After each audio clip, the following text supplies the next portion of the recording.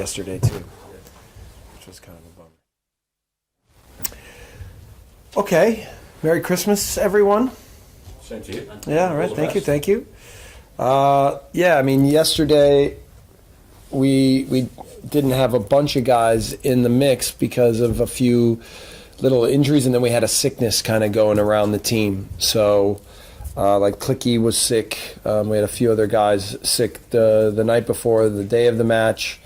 So, but we're hopeful that everyone can be healthy and be back in training this week, with exception to Stuart, who actually had another surgery yesterday to kind of clean some things up.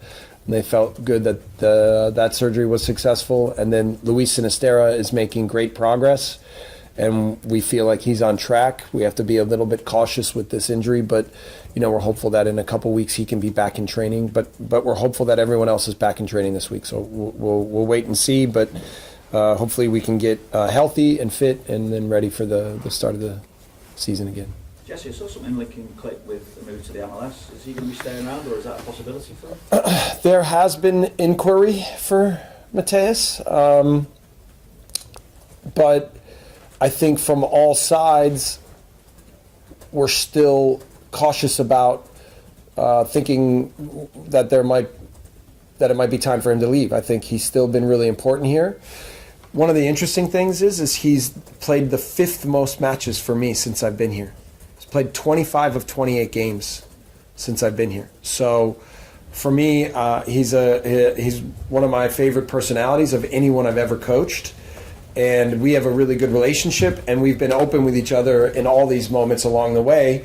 And so I'm not sure, again, that it's the time for him to leave, but obviously, with the 25 of 28 games, they haven't all been starts, and I know that sometimes players would like to play a little bit more. I think we've had good dialogue about his role within the team and continued role within the team. So I think that that's not necessarily set in stone, and he's obviously a guy that I'm still very much like, and we think is still a big part of this team. One of those situations where you respect the players' wishes, but at the same time, any potential move has to really suit Leeds United. Yeah, that's a good way to describe it. I think we have to be... Clicky's earned so much respect around here in a lot of different ways, and so we have to always have open dialogue during the transfer windows for everybody, but then also act selfishly at sometimes for what's best for the club. How's the break been, do you feel, overall, and what's it been like just welcoming back the players that have been away at the World Cup? Obviously, Tyler's suspended as well for this game. Overall, I think it's been great. We've invested a lot in the fitness of the team as well, so some of the little injuries have come because we've pushed them a little bit physically, but I think that was one of the reasons why we kind of held guys back last night, is we didn't want to jeopardize them for a week later. Even in the match last night, I think there were some heavy legs in the second half, which contributed to some of the issues we had at the beginning of the second half with goals. But I actually think first half was a really, really strong performance and really clear from a lot of players. So I feel like we've made progress. The togetherness of the group is always really strong, and we need to get everybody as close to 100% fitness once we get started, because the games come quick. You've not been scared to throw in younger players as well as at times. Matteo Joseph has been training with the first team squad. Is he someone who can impact the first team reckoning in the second part? I think, I mentioned maybe 2 months ago that Cree was knocking on the door a little bit, and I had to, at some point, kind of throw him into the mix more. I've talked to them about Willie, Sam Greenwood. Obviously, Joffy's another guy that's played a lot of matches since I've been here, but obviously Joffy's always pushing. And I think now Matteo from the younger group is the next guy that I think with the 21s has performed really well with them, has trained really well with us.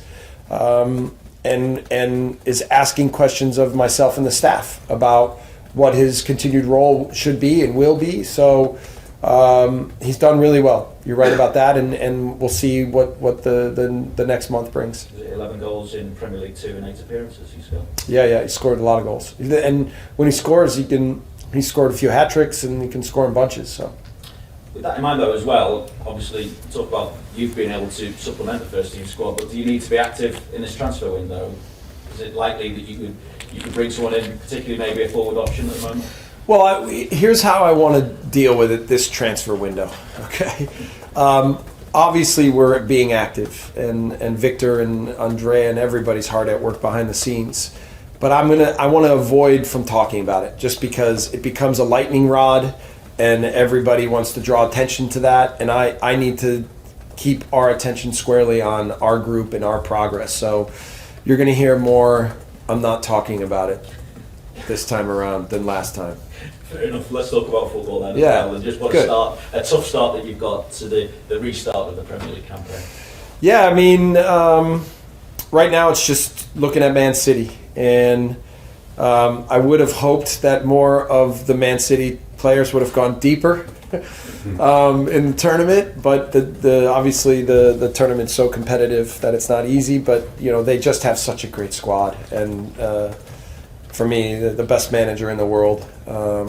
A very difficult playing style to prepare for, and then when you introduce the quality that they have on the pitch, it becomes a monumental task. The good thing about our team now is that we're not afraid of the biggest opponents, and we've proven that not only can we play with them on the day, but that we can find ways to get points. So we'll use that motivation, but we'll also have to have very clear match plan and discipline and execution on the day to give ourselves a chance. And we know that, but I feel like the first day we got together, I said the standard of everything we do from here on in has to be with the Man City, the best team in the world in mind, or one of the best teams in the world. And I think that the attention to detail and concentration from the group has been for such a challenge. So, we're excited. You obviously know what happened against City last season. How do you, with the group, kind of put that out of their minds? Is it relatively straightforward to do that? Actually, I think we can take positives from last year. I think we played actually quite well, and we gave up 2 set-piece goals and then went down 2-0 and then gave up 2 late goals. Now, it wasn't good enough, and I think we've progressed a lot since then, and we believe that we can get more from it now. Really, I mean, when we had to play the 3 giants in a row last year, I think it was just about survival. I think now it's more about, can we be better on the day? And we know that against some of these opponents that we have been able to manage that. So really huge respect for Man City and the way they play and the quality they have and the mentality they have. But we also saw right before the break that Brentford at Man City on the day could do the things that they wanted and manage to get the points. So that'll be our focus. Jesse, can I just check something with you as well? Yeah. Christopher Vidal, did you work closely with him? Yeah. Just wondered what you think he'll bring to Chelsea, because obviously you'll take over the technical director. Yeah, I worked with Chris at Salzburg and at Leipzig. I think Chris's greatest asset is his recruitment ability. He's assessed a lot of talent over the years and found really good players, and I think that's really what his bread and butter has been. So, I consider him a friend, and I'm happy for him and wish him the best. And we'll be gunning for him when we play him. Yeah. Catherine. Thank you. Can I just clarify on a couple more of the players who were missing last night? Liam Cooper and Jack Harrison, are they both suffering with the illness that you spoke about? No, or something else? Coops had a minor calf injury, and Jack Harrison had a small adductor injury. But do they come into the category players that you're hopeful will be available? Yeah, they should be. They should be training this week. Likewise, an update on Somerville as well. He picked up that ankle injury out in Spain. How's he getting on? Yeah, he was on the pitch today, and he should be in training as well this week. Okay. Yeah. Rodrigo too. Rodrigo was scheduled to play in the match up until the afternoon of the match, and then we just felt like he was feeling a little bit of a tightness in his hamstring, so we decided to hold him out. Okay. And Patrick Bamford, is there any timescale on his return at the moment? So when he got sick, I think it disrupted a little bit his return into training, but we expect that he'll be back in training as well. So and then it'll be, can we get him up to speed for the Man City match? But we expect he'll be back in training. And how confident are you about Elan Meslier being fit again, responding to the fever for the Man City game? He has a sort of a test tomorrow morning where they kind of do some internal checking, and then if he's cleared, which they typically think it'll be 4 weeks by that point, that we think he'll be back in training. But he's been active in it's two with glandular fever. It's two things. It's modifying so they don't get chronic fatigue, and then it's also making sure that they have no contact, so that when they have swelling of internal organs, that you're not risking any damage. So, but he's felt really good, and I expect him to be in full training. Okay. If he's not quite where you want him to be, have you made a decision yet as to who your replacement keeper? No, I think we've had some discussions, and I think both goalkeepers have performed well. Obviously, Chris had an illness as well, so wasn't in Spain. Joel, I think, has performed really well and been a great addition to what we've done here. So we haven't made that decision yet, but I think that both will be ready if need so. Appreciate reluctance to talk about the January transfer window. More specifically, or more generally speaking rather, are you happy that there is finance available to do some business in January should it be needed? Yeah, I think, again, they'll be working with some different ideas of how to put together the whole package so that we can add to the team in the way we need to. And we discuss this often, but yeah, I mean, they'll be, it's already been incredibly active. With some of the goals, I think everyone's had goals that maybe you can get players in ahead of time, right? So that you can have them even before January 1st. So yeah, let's see how things progress. So it's not a situation where somebody would maybe need to leave in order to finance. No, I think in general, you don't want to, there's different strategies. I think Pep has said over the years he likes 18, senior players, because more than that, it gets difficult to manage rotation. Then he introduces young players. Some, I've been places where they've said the number should, if you're playing in Europe, the number should be 21. I've been places where they say 20. So we're not so structured that way, and we have a lot of sort of moving pieces at different times. And we try to just look at what's the best situation for every individual, and then how it fits within the group that we're trying to push for any given time period. I've been really, for me, and with the work that we've done here, I've been really happy and satisfied with the commitment from every player to try to get the most out of it every day. And that's ultimately more my job than telling, we need this transfer, this transfer, this transfer. One last one on looking ahead to Man City. Willie Gnonto's been a real bright spark. Is he somebody that you could see featuring against Manchester City? Yeah, for sure. I think a lot of our players that maybe if we had our full squad available, that wouldn't have gotten as much sort of preparation game time in the last few games that have performed well. And I think Willie's certainly one of those. So that's good to see. And I think, yes, he becomes absolutely an option to start against Man City. Thank you. Yep. Hey, you said you think Pep's the best manager in the world. What makes him that for you?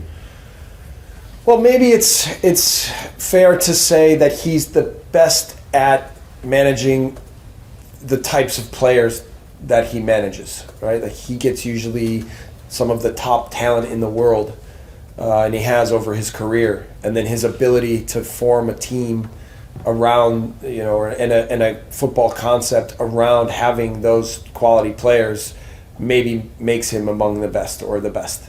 Like at one point, I think he said something about whether Marcelo, if he coached Marcelo's team and they did it vice versa. And, that's the beauty of our sport is we all have our own ideas of how to play the game, and then it's about finding the right player pool to meet the standards of the way you want to play the game. And so that part at Man City, I think, has been, over the years, has been managed really well. And that's ultimately, the goal of what we're doing here is transfer window by transfer window to continue to add to our team with the kinds of players that we think can fit to what we're trying to achieve tactically, and then what our goals are long term in terms of success. Yeah. For the past month, we've been watching some of the world's greatest stars on the biggest stage. One man has been in the shadows for all that time, Erling Haaland. What fears do you may have that he wants to come out champing at the bit this coming game? I was going to say this weekend, it's next week, isn't it? Yes, Erling texted me as soon as the schedule came out, and he said that he's most excited for Boxing Day. and I gave him permission to have a small hamstring injury for that match. But I think he's born here. His father has history with the club. He has, I think, the club in his heart because of that. It's something that we've talked about before. When I got the job, he was him and his father were both incredibly supportive and excited for me. And so I think we'll expect him to be fully ready and passionate about this match, which causes issues for us. And obviously, I know how good he is, and I know how good he can be when he's at his best. So, it'll certainly be important for us to manage him on the day. I've been asked many times, how do you do that? And the answer is, I think you just have to have a keen awareness of where he is at all times and where he likes to be. And certainly it's his ability to run hard into the box, his ability to run hard in transition, his ability to do whatever it takes around the goal to get on the ends of plays. So he's often not the one that's starting the play. He's always thinking about where to be so that he can be finishing it. And his instincts in that manner are incredibly unique. So, we will educate the team as to what to expect and then how to try to prevent him from getting into those areas. Just finally from me, what do you think, or what do you maybe fear the long-term impacts on the Premier League this World Cup will have? I don't know. And do you mean long-term this season, or you mean like overall? Well, yeah, this season. Do you think it will impact? Yeah, I think it has the potential to burn some players out. And I've seen even whatever, Man City, I think, has brought their players back relatively quickly. And there's sort of a standard in our business that after these big national team tournaments that players need 3 weeks. We even only provided 10 days, right? So we were fully aware that with the season coming around so quickly, it's important to get them back. But the physical and mental demands of a big tournament like that are very high. And so I think it's really important that we have appreciation for what these young men go through in these situations and what the pressure of representing their country in big tournaments is like. So, for us, we had 3 players. We tried to use, again, the break to bolster our fitness and also create clarity in our tactics. And then, make sure that we're refreshed in a way where when we get back into it and it's coming quick, and the games come fast, that we are going to be at our best. Thanks. Yep. Joe? Hi Jesse. Can I just ask about Mark Jackson and what the future holds for him? I think the link with the managerial job at MK Dons. Yeah, I mean, listen, all I can really talk about right now is that Jacko has been an absolute asset for me from the first day that I stepped foot into this building.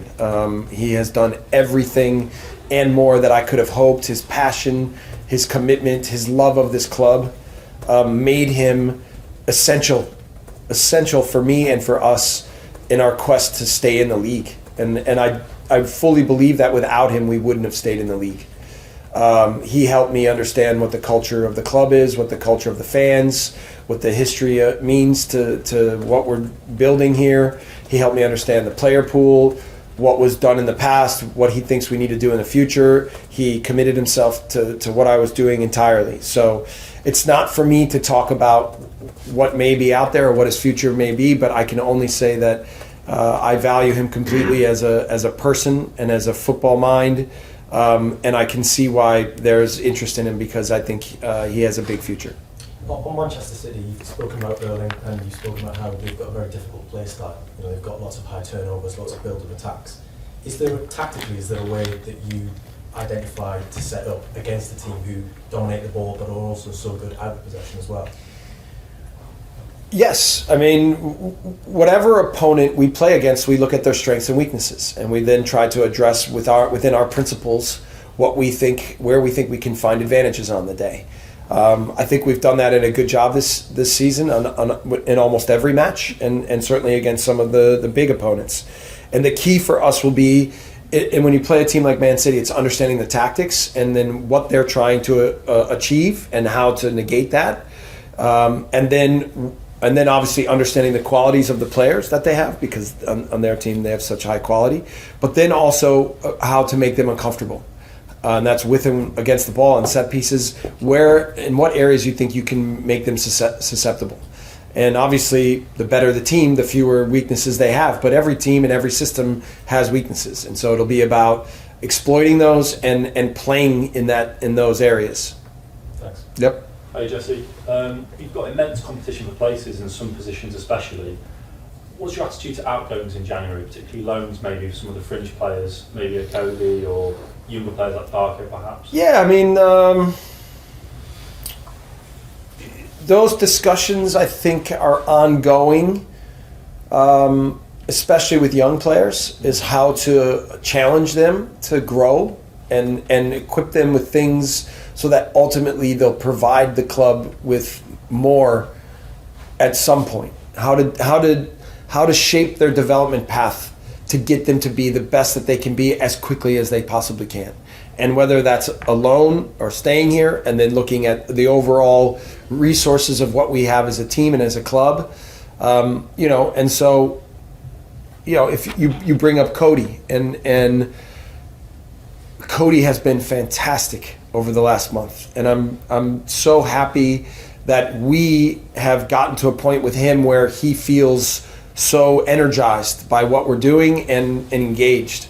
And then the decision will be how to continue to push him in the direction for him to be an important player at this club, which I think he will be. And listen, maybe we need to even think about it, how it fits now. So he's done really well, and I'm really happy for him. And then you kind of just try to go through every player. What's the situation of the team? What's his personal situation? How do we provide him with what he needs to push him along as quickly as possible? Tyler, we know is the big miss for the City game. How are you feeling the preparations are going for coping without him, and also how you're managing him in his return to training? We know he's had a slower approach. Yeah. I think first of all for him, it's been somewhat good that he's not available, because it gives him a little bit more time to kind of gradually build in, because the demands on him mentally and physically were so high at the World Cup. I think he's come out of it in a good way. He's excited to get back to work. He's obviously very confident and eager to get going. But, I think he's on track personally. And then, I think we've got Adam back in the mix, and I thought he played fantastic for the 60 minutes last night. Sam Greenwood has made a lot of progress. Obviously, Mark is a cornerstone in what we're doing. I thought even with the way we've modified how we play a little bit more 4-3-3 against the ball. Clicky played well in a couple of our matches, and I think once he gets out of his sickness, I think he'll be a factor moving forward. So we have options, and then it'll just be about within the new structure that we're trying to create within against the ball, how to use guys the best way to feed in their strengths. Thank you. Yeah. Well, we are training a little about the 4-3-3. I wonder what you think it does for the team, or why you've kind of gone down that route. Well, against the ball, I think it gives us a little bit more flexibility to play where we can play a little bit more tilted, or we call it asymmetrically in one side or the other. We can use the front three and the middle three with different ways of pressing, where we can cover spaces, where we can kind of still attack in front of the back four in ways where we can protect and attack areas on the ball side, and then also protect things a little bit more on the weak side. Now, last night in the second half, we get beat in ways that are similar to some of the things that have happened to us in the past, and we're talking about systematically how we needed to address some of those moments. But we can.